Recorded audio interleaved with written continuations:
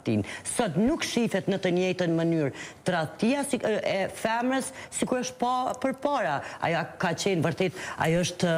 denu edhe në mënyra të tjera nëse ka tradhtu. E sot ajo nuk ndodh për shkak se neve jemi në një mentalitet tjetër, në një mendësi tjetër, tranzicioni si ka ndodh, kështu që ka plot arsye si neve kemi ndryshuar edhe në që tha burrat ka momente kur falin vetë se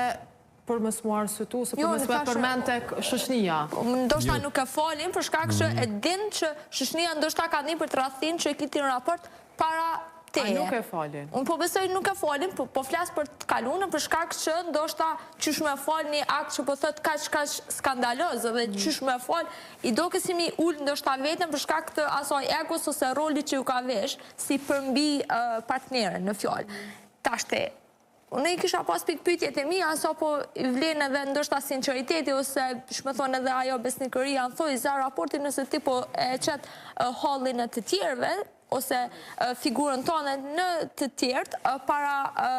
ndjenjave tuja ose para raportit që e ki, edhe bazë thymjes që tu ka bo në raport me partnerin. Po që pra po thëmë, kretë më vorë normal për individi që percepton, që reagon, po edhe bazë ndoshta kontekstit që u vesh roli së cilit, edhe të tradhtuarit, jo vetëm të tradhtuesit në këtë rast, qoftë grua ose qoftë të burë. Katrin, të ishta më ndërlidh me qëta, dhe më thonë, më la përshtypje pyetja se cili rëndohet më shumë emocionalisht i tradhtuari apo tradhtuesi, mos të harrojmë që ndjenja e fajit, pendesa, sidomos kur nuk e merr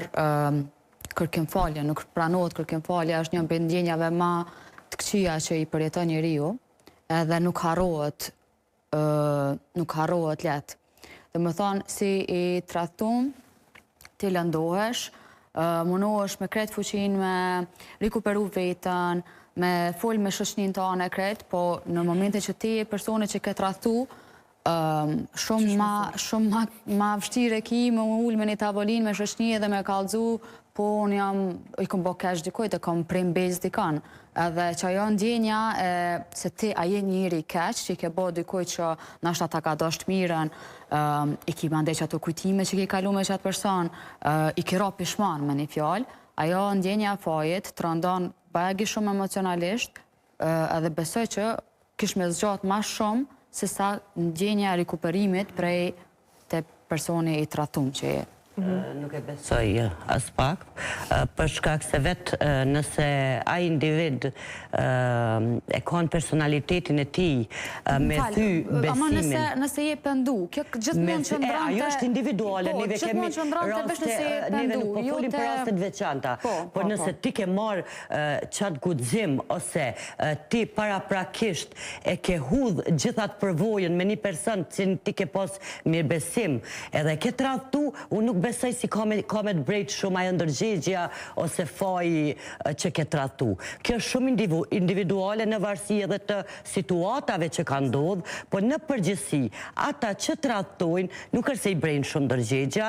vetë fakti që e kanë bo qatë akt ose e kanë marrë qatë vendim, ajo tregon pse nuk është se e vuajnë shumë. Por kjo është edhe në varësi të individit, situatave, nëse ka qenë një pit, ajo është pak tjetër, bile une nuk e kisha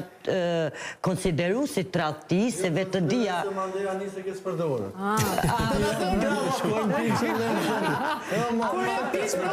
Nëse individi është i vetëdijshëm, nëse është i vetëdijshëm individi, nëse është i vetëdijshëm, për veprimet e tij unë besoj si aty nuk ka të bëj shumë, nuk e brej ndërgjegja shumë aty individ.